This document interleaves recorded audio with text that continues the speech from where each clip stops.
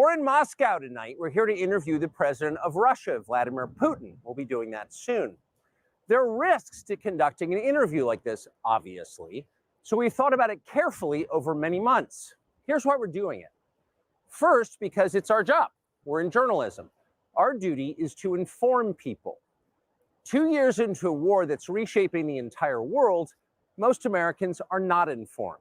They have no real idea what's happening in this region, here in Russia or 600 miles away in Ukraine. But they should know. They're paying for much of it in ways they might not fully yet perceive. The war in Ukraine is a human disaster. It's left hundreds of thousands of people dead, an entire generation of young Ukrainians, and it's depopulated the largest country in Europe. But the long-term effects are even more profound. This war has utterly reshaped the global military and trade alliances, and the sanctions that followed have as well. And in total, they have upended the world economy. The post-World War II economic order, the system that guaranteed prosperity in the West for more than 80 years, is coming apart very fast, and along with it, the dominance of the US dollar. These are not small changes. They are history-altering developments. They will define the lives of our grandchildren. Most of the world understands this perfectly well. They can see it. Ask anyone in Asia or the Middle East what the future looks like. And yet the populations of the English-speaking countries seem mostly unaware. They think that as nothing has really changed. And they think that because no one has told them the truth. Their media outlets are corrupt. They lie to their readers and viewers. And they do that mostly by omission. For example, since the day the war in Ukraine began, American media outlets have spoken to scores of people from Ukraine, and they have done scores of interviews with Ukrainian President Zelensky. We ourselves have put in a request for an interview with Zelensky, and we hope he accepts. But the interviews he's already done in the United States are not traditional interviews. They are fawning pep sessions specifically designed to amplify Zelensky's demand that the US enter more deeply into a war in Eastern Europe and pay for it. That is not journalism. It is government propaganda. Propaganda of the ugliest kind, the kind that kills people. At the same time, our politicians and media outlets have been doing this, promoting a foreign leader like he's a new consumer brand. Not a single Western journalist has bothered to interview the president of the other country involved in this conflict, Vladimir Putin. Most Americans have no idea why Putin invaded Ukraine or what his goals are now. They've never heard his voice. That's wrong. Americans have a right to know all they can about a war they're implicated in, and we have the right to tell them about it because we are Americans too. Freedom of speech is our birthright. We were born with the right to say what we believe. That right cannot be taken away no matter who is in the White House. But they're trying anyway. Almost 3 years ago, the Biden administration illegally spied on our text messages and then leaked the contents to their servants in the news media. They did this in order to stop a Putin interview that we were planning. Last month, we're pretty certain they did exactly the same thing once again, but this time we came to Moscow anyway. We are not here because we love Vladimir Putin. We are here because we love the United States, and we want it to remain prosperous and free. We paid for this trip ourselves. We took no money from any government or group, nor are we charging people to see the interview. It is not behind a paywall. Anyone can watch the entire thing, shot live to tape and unedited, on our website, tuckercarlson.com. Elon Musk, to his great credit, has promised not to suppress or block this interview once we post it on his platform, X, and we're grateful for that. Western governments, by contrast, will certainly do their best to censor this video on other less principled platforms because that's what they do. They are afraid of information they can't control. But you have no reason to be afraid of it. We are not encouraging you to agree with what Putin may say in this interview, but we are urging you to watch it. You should know as much as you can. And then, like a free citizen and not a slave, you can decide for yourself. Thanks.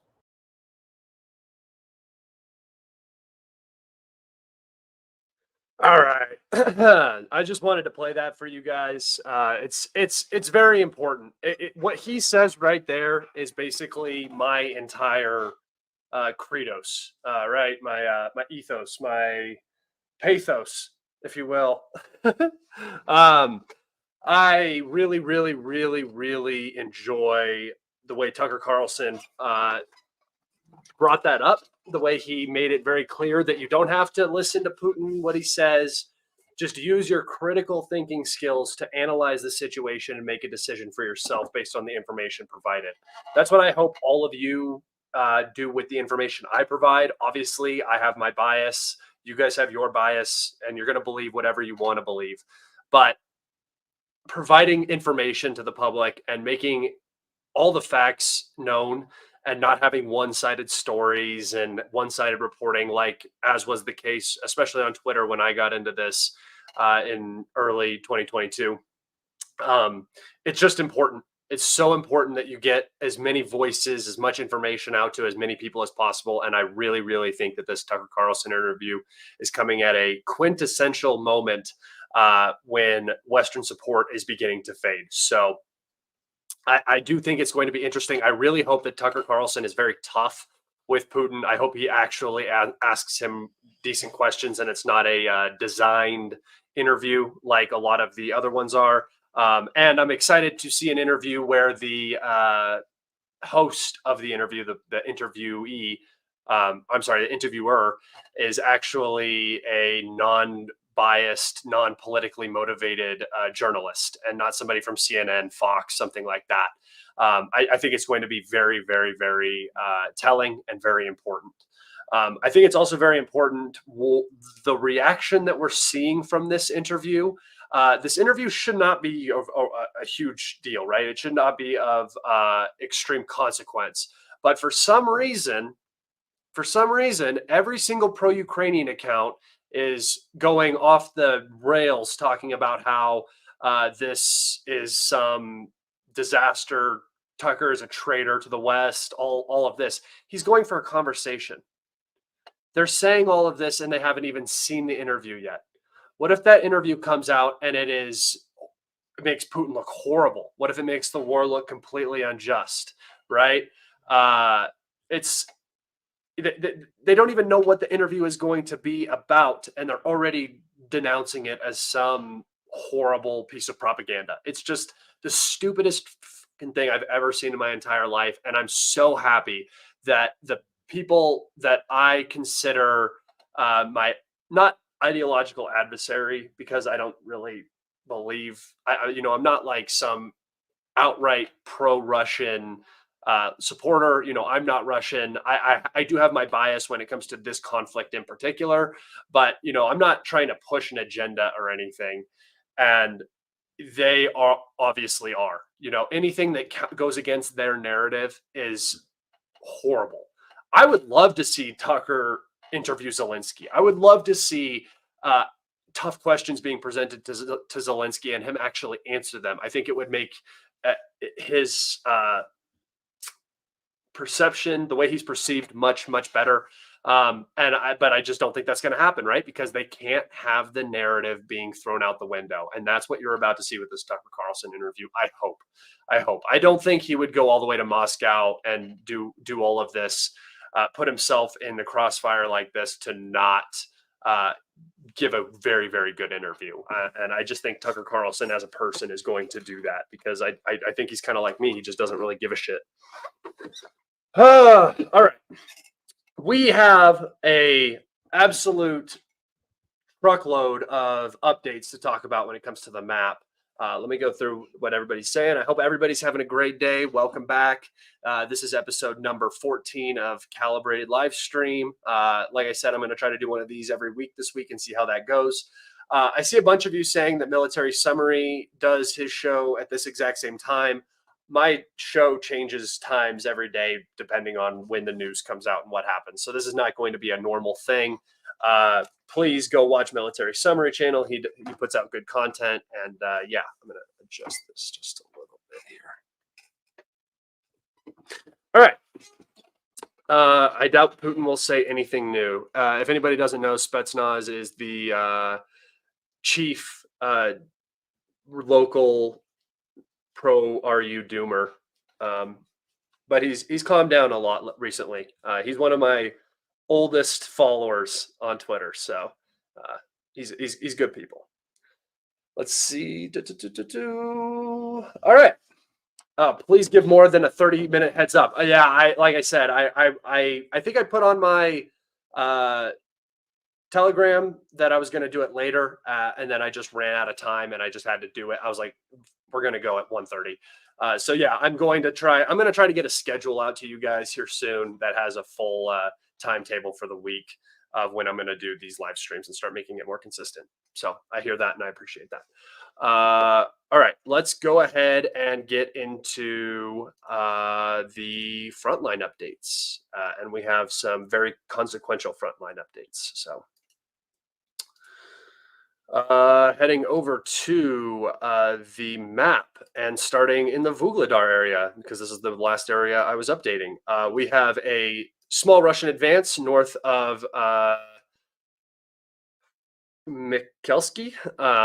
And the reason why these names are so hard is because the Ukrainians put Y's and I's and apostrophes everywhere to make it different from Russian. And it's very, very annoying and doesn't make any sense.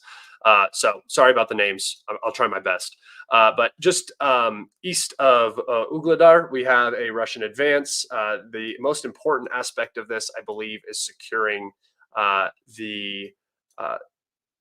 this road, this dirt path. I don't really think that this advance is very significant at all, but it puts more pressure on the mine, which acts as a staging point for Vuhledar, as well as a defensive point in this area. So this advance, while not huge, is still significant. And I had mentioned that if I were the Russians right now, I would be pushing in two areas. I would be pushing, while Avdeevka is falling, I would be pushing in Vuhledar, and I would be pushing in the Terny direction up here near Yempolivka. And that's exactly what we're seeing as well. We have a confirmed Russian advance into this area. It was purple on my map a while ago. It has been changed to green, as well as reports of Ukrainian retreats out of these forested areas and back into the actual settlements of Terny and Yempolivka. We do have reports that the Russians have actually reached this area of Yempolivka, at least the end of this tree line. But so far, we don't have any geolocations or actual reports from the front line that would suggest that they are in Yempolivka at this time. But as you can see, this area is now, extremely close to the front. You're talking about less than a mile. So this whole front right here is becoming very, very difficult for the Ukrainian armed forces. And they are talking about this themselves. And this will just continue to deteriorate in this region as the focus is on Avdeevka. And that's where we're going right now, because that's where we have the most updates. So here in the south, we have an expansion of the Russian zone of control north of Opitny. This is significant because this puts a lot of pressure on these two fortifications. These are the last two fortifications in the south that really need to be captured before the city is basically undefended. The filtration plant is another one here. So once this area falls and this area falls, this forested area, Avdeevka is basically done. Along with that, this area is likely to fall in the coming days, just because, look at the supply situation to this area. I wouldn't be surprised if this is all gray zone already. But this advance is very significant. It gets the Russians very close to the 9th district. I had said that this tree line right here is very, very important for the Russians to capture. It gives them basically a downhill view of the 0542 highway that heads into the town, and that would cut it further back up here. That's not quite as important, just because of the developments that we have around the reservoir here, the flooded quarry, and right here next to the actual supply road. So first off, we'll talk about the quarry, where the Russians have captured this little chunk of territory right here. It's Terikon, which is a waste heap, much like this waste heap up in the north that the Russians had captured earlier on in the Avdeevka operation. This is another pivotal high ground, and basically gives the Russians the ability to peer out into all of these regions. Will actually take us over to the topographical map is where I can show you because I have that up. So let me actually go over here and go to the topographical map, and I can show you where this height is. Okay. Zoom out. Let me move you guys over.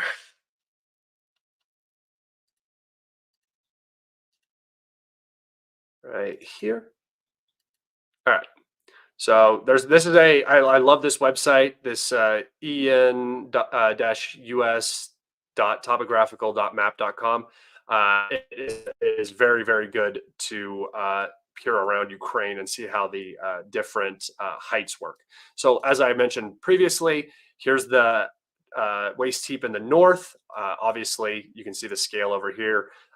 It is a pivotal high ground. It's why the Russians focused it earlier on.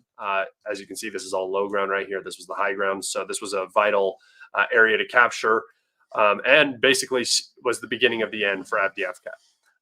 If you come down here, here's the flooded quarry, and then here's that high ground. So the Russians now have the ability to project their fire down into this salient, which is now probably gray zone, and further onto the city.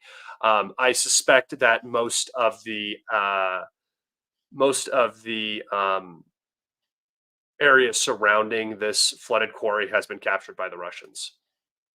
So I'm going to take us back over to the map, show you guys that. So while I only have it to here and here, because this is all we have confirmation on, the Russian progress into this housing area of Avdeevka likely means that most of this has been captured by the Russians. So more or less, it should look something like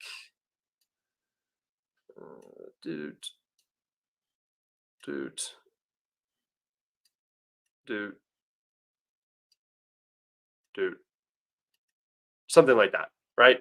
So that the reservoir is captured, and this is just, I mean, you can look at this. How horrible does this look? I mean, this is unbelievable. You have 1, 2, 3 salients forming inside of the greater Avdeevka salient. This is just a nightmare. I don't know how the Ukrainian military leadership let this happen. I don't know how the political leadership let this happen. This is just, it is turning out much worse than Bakhmut, almost like Soledar, but on a much larger scale. So that, Avdeevka its days are numbered. This advance right here is the most important that I haven't actually got to. And it appears that the Russians the frontline reports are now saying that the Russians have captured this bridge. If you remember, in the previous day, we had seen this bridge with a Ukrainian service member hiding underneath it from a Russian drone that was watching from this area. It's seeming like Avdeevka has almost been completely captured at this point. I don't mean entirely like in that the Russians control all of it, obviously not, but to the point where there seems to be almost no way for the Ukrainians to stabilize the situation in the city. We're seeing advances every couple hours now. We're getting reports of new advances, so the situation is continuously deteriorating. They haven't been able to stabilize, and I believe that this map is actually quite an understatement of what the situation is for the Ukrainians in Avdeevka. I think it probably looks something more like this, which is even worse, right? This entire section east of or northeast, I guess, of the railway is likely under Russian control. Deep State has all of this in gray zone, which probably means that it's been captured. And then further down here to the south, you have more of what I would consider the advances. Just listening to the names of the streets that the frontline reports have been talking about, this is what I believe it looks like. As you can see, I mean, this is starting to get like a borderline full encirclement. Like, I don't know how the Ukrainians in this part of the city that are holding the line are going to be able to evacuate unless they're going to go across these fields, which is just going to be, it's just going to be a turkey shoot. So I'm interested to see how the Ukrainians approach this, if they're going to try to do some sort of unblocking in this region. They've been counterattacking here endlessly, we had a geolocation along this street that showed a Bradley hitting a mine. I think it was right around here, trying to force the Russians out of this area, and it obviously failed, and it continues to fail. So the situation in Avdeevka is just, it's like unbelievably bad, to the point where you have to question what the hell the Ukrainians are even thinking at this point. What is the expectation? Is it just that they absolutely cannot lose this city because that's how they're defending it? This is so much worse than Bakhmut. Like I cannot believe that it has gone this south this fast. So going to be watching this. Like I said, this is what you can probably expect over the next coming days. I'll just move this one out of here for now, because this is what I had predicted that the Ukrainians were going to fall back to. But as you can see, this is looking like what Avdeevka salient is going to look like very soon. I mean, within the coming days. And we're already getting reports from other Russian sources that there are massive expansions out of the current zones of control by the Russian armed forces. So I don't know if some sort of evacuation has been ordered in Avdeevka, or if the situation is really just so bad that the Ukrainians can't hold the line anywhere. Either way, it does appear as though Avdeevka is in its death throes. So that's pretty substantial progress. All of what you're seeing, the green, the pink potentially, and the purple, is all from like the last 4 or 5 days. It is getting really, really, really bad in the city. So that's what we're looking at, and I believe that this will be finished up much quicker than Bakhmut. I don't know about the coke plant. You know, this is a defensible position. They might try to hold this and just shorten their lines of supply, getting rid of all of this down here.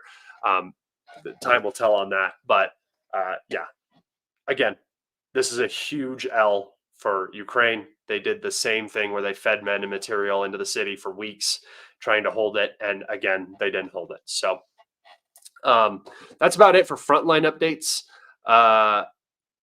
If you guys have any questions, go ahead and throw them up in chat right now. Let's see them. I'm going to actually go over to my Twitter real fast and see if there was anything that I wanted to show you guys, because I actually didn't have time. I was doing too many map updates. I didn't have time to go look through my Twitter and see if there was anything that I wanted to show you guys. I don't particularly think so. No, I covered all that yesterday. Okay. Yeah, so let's get into some questions then. Let's go ahead and do that. All right, we got our first one right here. Let's see.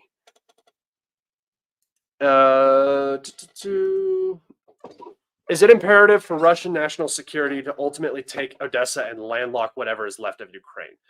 I don't know if it's necessary to Russian national security, but in terms of what you can expect from both the domestic situation in Russia, what the government necessarily has to do to consider this a victory, and what the Russians are now adding into their calculus for how to confidently force the Ukrainians into some sort of negotiated resolution to this.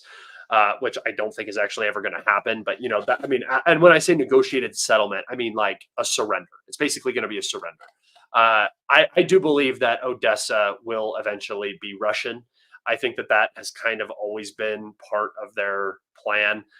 If a settlement had come up before this where the Russians obviously won and it didn't include Odessa, I think that would have been acceptable. But at this point, with how the war is going and how the West continues to try to escalate wherever they can, it is what it is. Odessa is not off the table. Somebody said Odessa is off the table. This is just not true. If you mean Odessa is off the table in terms of Ukrainians, sure. But in terms of how this war is going to end, I fully expect that you will see Odessa being captured. And I don't think there will be a fight for Odessa, by the way.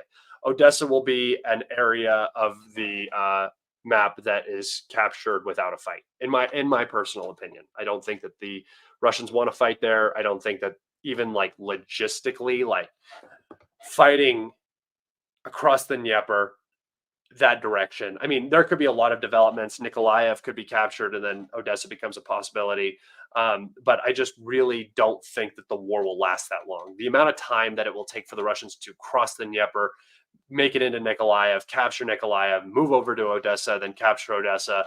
I mean, you're talking like 2026 if some sort of river crossing operation happened in late 2024, early 2025. And that is if the Ukrainian army is basically defeated, right? So like I said, expect Odessa to fall, but just don't or be captured, but don't expect it to be done through a fight. Russia will liberate Nikolaev, Odessa, Kherson, Kharkov before their peace terms. Yeah, for sure. I think it's also going to be Zaporozhye, Dnepropetrovsk, Poltava, basically everything that has ever been considered Novorossiya, and then anything else that the Russians want. Ukraine had their chance to negotiate before the Russians mobilized. Ukraine has had continued chances to negotiate since then. They refused. The West has refused. And now the political damage that comes from Putin not completing this, seeing it through, it outweighs the temptation to end this war on a negotiated settlement. So no news about Zaluzhny, ? Yes, Zelensky came out yesterday and basically said that he was, that's the wrong. No news about Zaluzhny. Yeah, basically Zelensky came out and said that he's been sacked.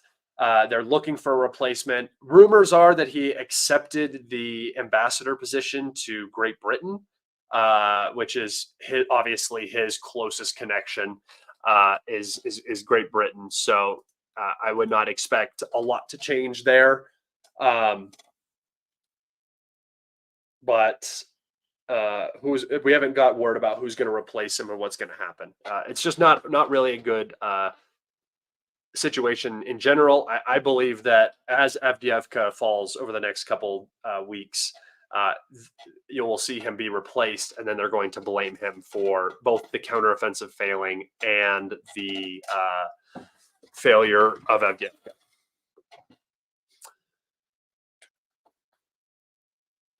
How much coke could Vladimir Zelensky smoke if Vladimir Zelensky could puff smoke? Do you smoke cocaine? I thought you railed it. I've done cocaine one time and it was absolutely miserable. I don't know how anybody does that. That is not my drug in the slightest. People who do coke and then get that drip going, bro, no, fucks me up.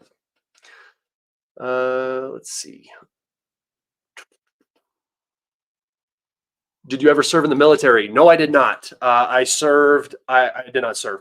I worked closely with a contractor through the federal government who worked with, I'm not going to say much more, but I did a lot of security work. And I have a lot of experience with like close quarters combat stuff, training. I've never been in close quarters combat, but training. It's like,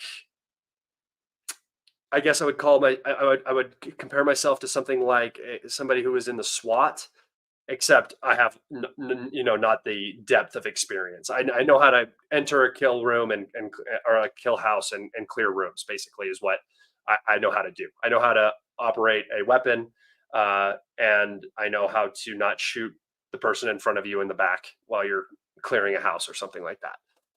But no, I do not have any combined arms military experience. I do not have any. I was never in the U.S. military.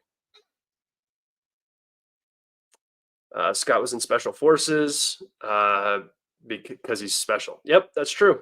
I was with the retarded unit. They sent us in first.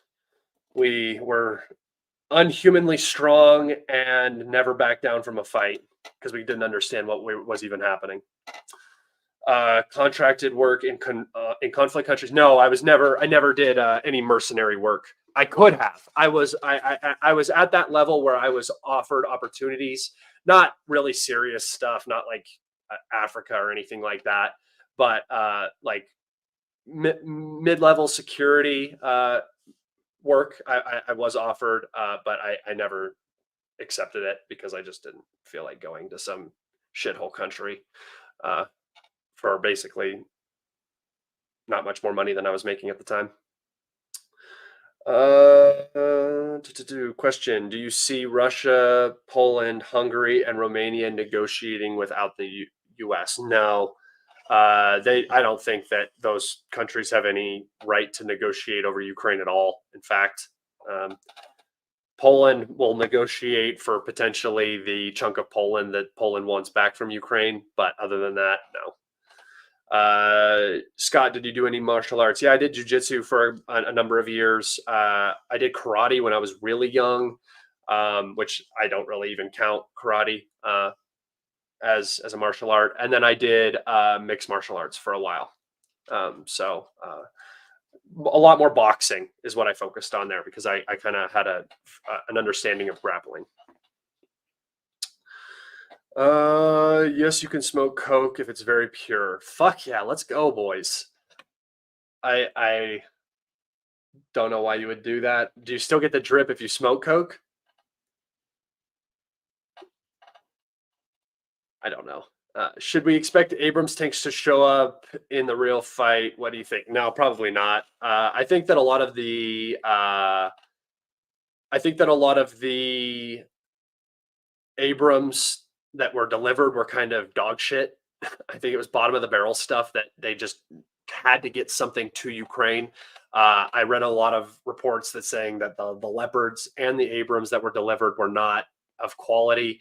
And it would be an embarrassment for the U.S. to lose an Abrams in Ukraine. So I just don't think you're going to see them. I mean, you might. I hope we do because that would be nice, but probably not. They only have 31 of them too, so it's not even going to make a difference. I'd smoke crack if I was rich, to be honest. I hear that crack is one of those drugs that once you do it one time, it literally will permanently change the way your brain like works. It changes the way you think. It makes you like more addicted to crack, and it's like all you can think about. That's at least what I've heard. So sign me up. Let's go. What up, bunch of crackheads? What up, boys? Let's go. Everyone knows Biden smokes crack on the regular. No, that dude smokes the finest kush you've ever seen. He can't even put a sentence together. The dude's living on another fucking planet. That's what I'm about. I would definitely smoke with Biden. That would be sweet. Sitting down with Biden and just ripping on a bong for a couple hours and just talking to that dude and seeing where it goes. That's the episode of Joe Rogan I need right there. Aren't there a few Abrams in Russia already from the Saudis? I don't know. I don't think so, but I don't know.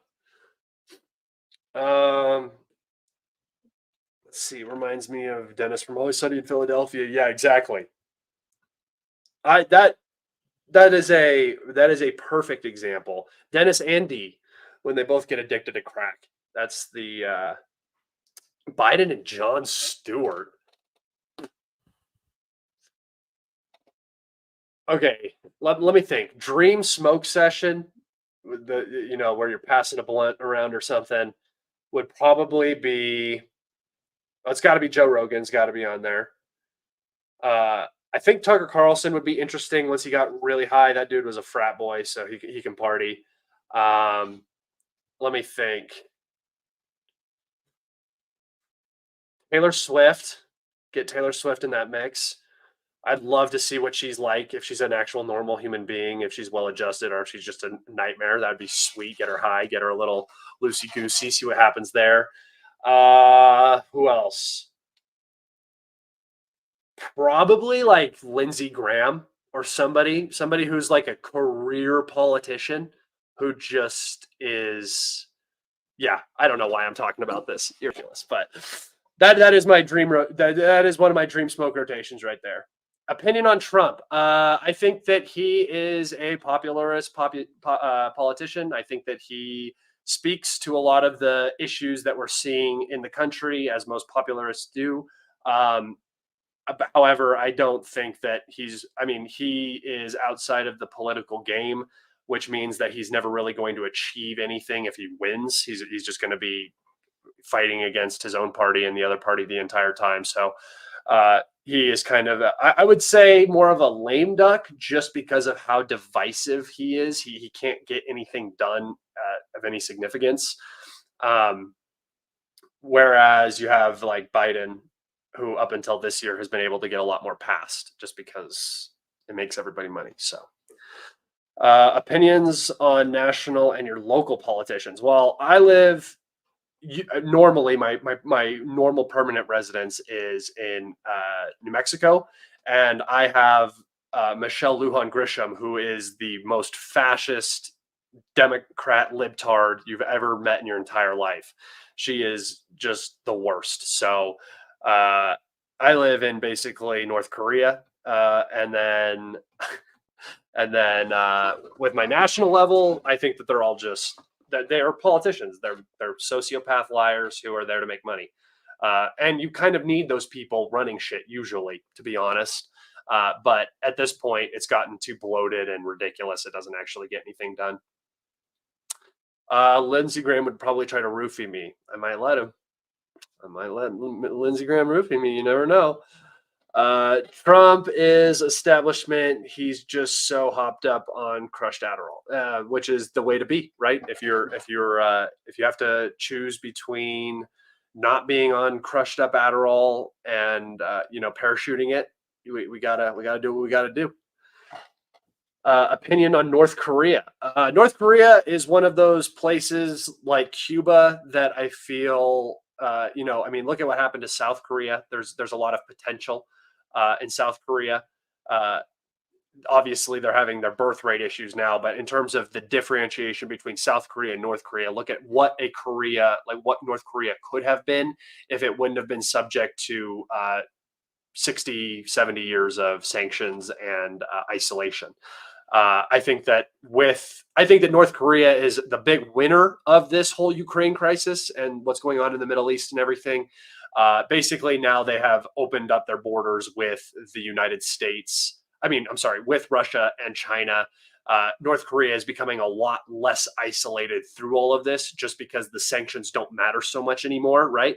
Especially to Russia. There's no threat of sanctions from the West. So you've just given North Korea, one of your adversaries in the Pacific, a brand new ally to fully trade with and intermingle with. And I think that you will see a rapid explosion of North Korean military technologies and space exploration, I guess, satellites and whatnot, just because of how Russia will now be willing to trade technological information and material with North Korea. I think that North Korea really is one of the bigger winners here so far, and they have nukes, so they're not going to go anywhere.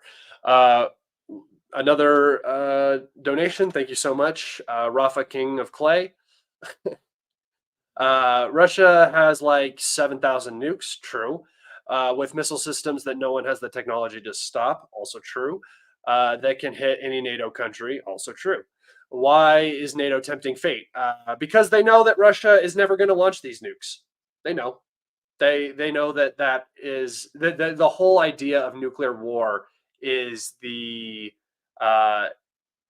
basically you're accepting that you are living under mutually assured destruction. So if you do something, Russia will end you. If Russia does something, you will end Russia.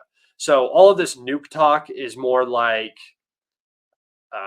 political chess. The Russians use it a lot because the Russians tend to talk about their doctrine more than like making blank threats. So they say, if X happens, we will potentially consider the use of nuclear weapons, which is just a doctrinal thing for them. It's the same as the U.S.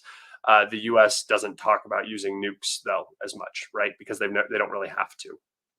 Whereas when you're talking about an existential situation for Iran, North Korea, Russia, they will use those nukes as a deterrence.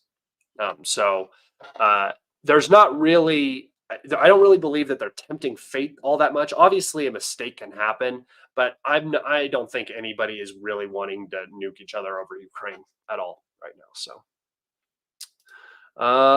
here we go. Thank you for the donation, Captain Taco. Oh, fuck Ukraine to the last Ukrainian. I mean, if that's the way you feel, I think that there are. My personal opinion on all of Ukraine and all of the world is generally do not judge the people of a country based off of their leadership who they do not get to choose, right? Especially when you're talking about Ukraine, that is a coup government that came, or a government that was built off of a coup. So the people of Ukraine didn't really get to choose, even if it's a popular decision. And as of 2022, the Ukrainians have had no decision in what their government has done at all. Right? The Ukrainians are actually the ones paying for the actions of the Ukrainian government. So and the West. So most of the time, people are just fucking people. People are just me and you. You can sit down and you can have a conversation with them, and they might disagree with you, but they're still people. That's all that we are, and we just are trying to make it to the end of our lives, as live our lives as long as possible and make it to the end if possible. So that's kind of where I sit. I don't really hold anything against the majority of Ukrainians. I don't like obviously the Bandera Ukrainians. Let's see. Any more questions? How could North South Korea tensions ever change? North Korean society is built on hating South U.S. I think that if the U.S. backed out of the region, a lot of that hate would go away. I really think that it's manufactured, and the North Korean state has to manufacture it to have that enemy. To keep the regime in power, right? So the U.S. is their enemy. That's their boogeyman. Just like Iran is the boogeyman for the U.S. and Russia is the boogeyman for the U.S. It's a way to keep your population focused and goal oriented and not have chaos, especially when you have issues with food and other. You're dealing with like the South, who's very technologically advanced compared to the North.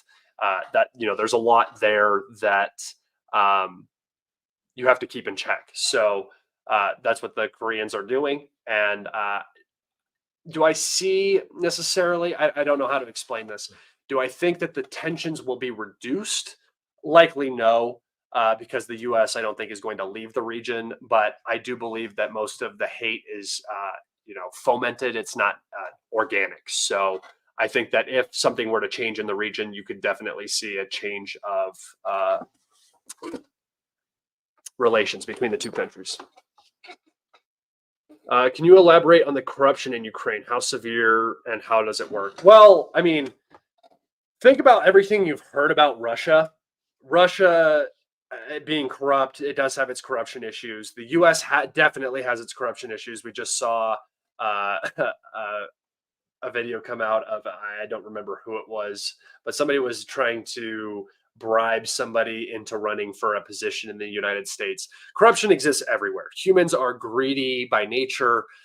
We want to get ahead, and we will step on throats to get there. That's how humans are. We are the great exterminators. We are amazing at destruction, right? And corruption is just one of those things where you're never going to be able to root that out of human beings. There's always the greed factor, but Ukraine is like a step above even Russia in terms of their corruption. Russia has gotten a lot better, I think, since the special military operation with its corruption. Usually when you get into wars that are some form of existential and you're going to lose your job and get men killed if you don't do the right thing, that corruption usually dies down. It's long periods of peacetime that corruption is bred from. So when it comes to Ukraine, however, there's not a lot of national pride, and there's not a lot of checks and balances when it comes to where all this money is going, what's happening. So you hear stories all the time about corruption on the front lines with, leadership not reporting casualties or reporting them as missing in action, so they can continue receiving the funding or not pay out the families the funding that the allotment that they say will pay out to people who die in these conflicts. So there's corruption at that level. At the highest levels, I mean, these people are just pocketing this money. If there was an audit to be done, I would almost guarantee you that a third of the money has been completely misappropriated, whether that's materials being stolen and sold elsewhere, whether that's just actual financial funding being laundered in different directions. I believe that a third of it, and it can't be all of it because they are still fighting a war. They still have to pay pensions and stuff like that. But it is what it is. Let's see. Here we go. Got another donation question. Thank you guys so much. Remember, if you want your questions to get up here and be talked about, even while I'm going through my information, like my frontline updates and so on, you can always come in and ask a super thanks, donate a super thanks, and then your question will be answered right away and shown on screen. Zelensky sending women to the front lines is catastrophic for Ukrainian mail order bride industries. Wow, that is true. I never thought about the implications on the mail order bride industry. There's gonna be a huge supply and demand issue. I don't think I'm gonna be able to get one anytime soon. It's like is it the GTR? Yeah, it's like GTRs. Like you could have bought one for like 15 grand or something in early 2000s, and now they're 35, 45 grand. Rip the mail order bride industry. It was bolstering too. Ukrainians were being sent all over the world to cheat on their fake husbands. Question: are we living in a simulation? There's a very good possibility of that. Either we're living in a simulation, but does it really matter? Because even if we aren't living in a simulation, we're still basically in a simulation. Here's another one. Thank you, Chris Atwood. Do you think NATO could beat Russia in a war? Like I said, any war, the second the U.S. gets into any sort of war with an actual superpower, nukes are going to fly. The U.S. is not prepared to deal with a near peer adversary. They're the last 30 years of their military focus has been on nation building and guerrilla wars, right? Basically dealing with occupations of foreign nations, fighting people who don't have air defense, a navy, an air force, so on and so forth. They are capable of fighting with Russia. In terms of manpower, I think that would be the biggest issue actually for the U.S. is dealing with the low recruitment rates that.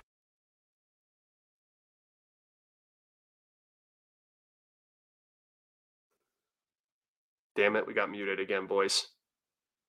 So it's going to say mute, but just relax. And then I'm going to come back. All right. So NATO could definitely beat Russia in a war for sure. I mean, they have aircraft carriers. They have the ability to project power across the globe.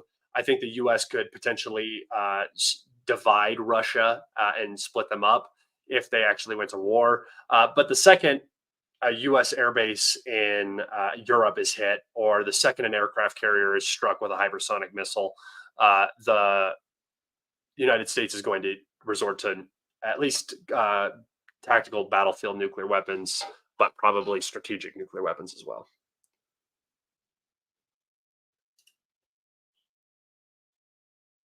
And I want to reiterate this. I'm saying that the U.S. could beat Russia in a war. I'm not saying that they would. If you went, if the war was specifically just a land war in Europe, I don't think Russia loses. If the war is a global theater war, Russia doesn't have the capabilities to transport whole air bases around the world. So that is a distinct advantage that the U.S. has. However, those air bases would be sunk. So. Scott, you were wrong. If there's corruption in peacetime, oh no, I'm saying that the corruption that you see in wartime, usually corruption is weeded out in wartime when you're actually fighting a war. Uh, when you're in peacetime and you're not necessarily taking account of all of the weapons, you're not doing inventory regularly. You have, like, just think about the end of the Soviet Union. When people stopped caring about what was happening in the military, the corruption went through the roof, and all of that was sold off, and it was misappropriated. So when you're in a war, usually people are watching, especially when it comes to the equipment. Definitely when you're talking about wartime, there's more money, so there's probably a greater propensity for corruption. But just the type of corruption, I think, is a little bit different. Let's see. Question: will the West give nukes to Ukraine before admitting defeat? No. Ukraine will never have nukes ever again. No, that would be a direct. I mean, that is like the ultimate red line. Like, there's no way that that Russia could not respond to that. That would be giving basically what you consider a terror state a nuclear weapon. It would be like if China gave Iran a bunch of nukes. But even worse than that, probably, it'd be like if Iran gave Hezbollah or the Houthis a bunch of nukes. Like, that would be the situation at hand, and it would not play out well. And I'm not calling them terrorist organizations. I'm saying that they are not. They are militias that are not necessarily fully controlled by a single nation state. In other nations, war is called corruption. In the U.S., war is called business. Yep, that's exactly true.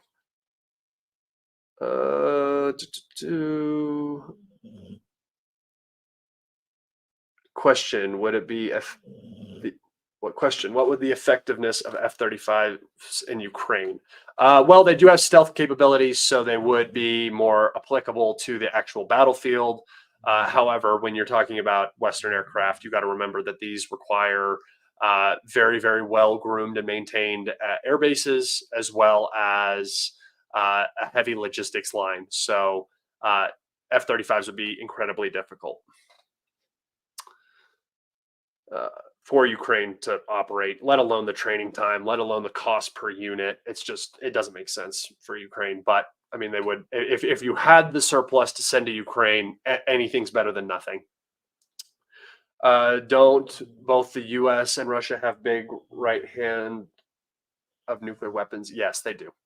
There won't be a war between the United States and Russia. And if there is a war, then we don't need to worry about that question, right? It'll just happen, and then we'll all be either dead or in a much, much shittier world. Let's see. Any more questions? Kazakhstan, the new Ukraine. Honestly, Kazakhstan probably will function better than Ukraine will by the end of this. Let's see. If more than 100 nukes are exploded in the atmosphere in the short period of time, then a nuclear winter. So I don't think it's if they're exploded in the atmosphere. It's if they're, unless you mean in the atmosphere, meaning to the ground. Usually it's devices that are exploding on the ground that put material up into the air.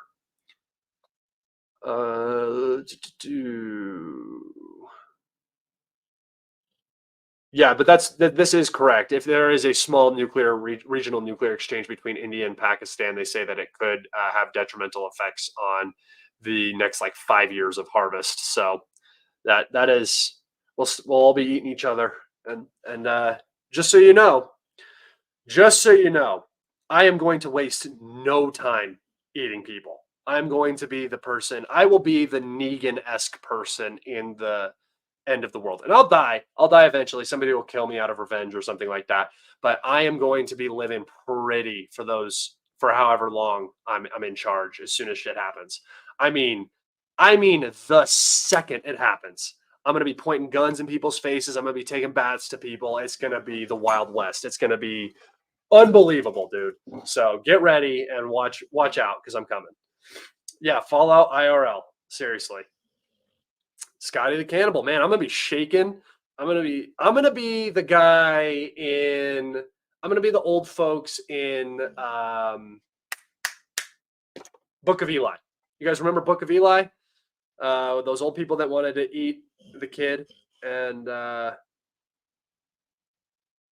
it's not Morgan Freeman. He's the equalizer. My God, is that racist that I said he's not Morgan Freeman? Oh no, you spilled your coffee. That's the worst, dude. That is the worst.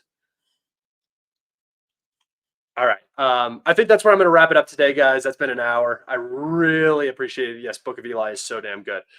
Yes, Danzel. There we go. Thank you. Have I seen The Road? Yes, I've seen The Road. The Road is very good. Would the situation affect on war in Ukraine, Gaza, with the Texas situation? No, the Texas situation is all just political theater. I would not pay attention to that at all. I was just in El Paso the other day. The border is uneventful, to say the least. I mean, there's people coming across, sure, whatever, but it's yeah. If you haven't watched The Road, go watch The Road. It's very good. That is true. That's where I'm going to leave it off today, guys. Thank you so much. Be sure to check in the rest of the week around this time and follow me on Instagram and Twitter to make sure you guys know when I'm going to be coming on and doing these. I will try to give you more than a 30-minute heads up. Sorry about that. And be sure to tune in on Saturday when we will be doing a relaxed drinking and smoking stream, if depending on who wants to do what. I'm thinking it's going to be Clown, Zaganel, and Alex, if you guys remember Alex. So it's going to be a good show, and it's going to be fun. Everybody take care and have a great day. Make sure you guys like, subscribe to this. If you don't mind, it helps me so much. Follow me on Twitter and Instagram. Follow me on Twitter and Telegram. And everybody, you have an amazing day. Let me make sure I got all these questions. Yeah, I did. All right. And everybody, you have an amazing day. Bye.